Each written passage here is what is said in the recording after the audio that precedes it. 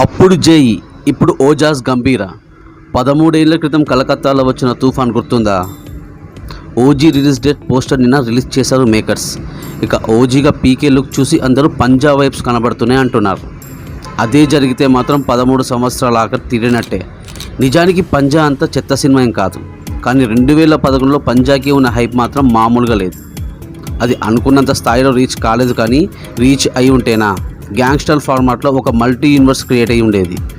నాకు తెలిసి పంజాలో జరిగిన చిన్న తప్పు ఓజీలో జరగకుండా చూసుకుంటే చాలు. పంజాకి అంత హైప్ రావడానికి కారణం పీకే లుక్ ఒకవైపు అయితే, ఈవెన్ ఇచ్చిన బీజిఎం అండ్ మ్యూజిక్ ఒకవైపు.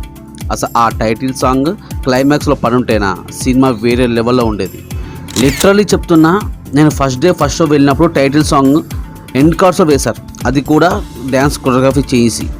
తర్వాత షోని అది మార్చి జై ఎంట్రీ తర్వాత యాడ్ చేశారు. అలా చేయకుండా క్లైమాక్స్ ఫైట్లో ఈ సాంగ్ని వేసి ఉంటే వేరే లెవెల్లో ఉండేది.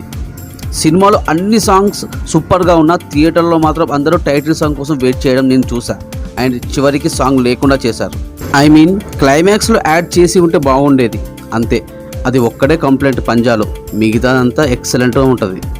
ఇప్పుడు 13 సంవత్సరాల తర్వాత మళ్ళీ వస్తున్నాడు యాంగ్రీ చీతా.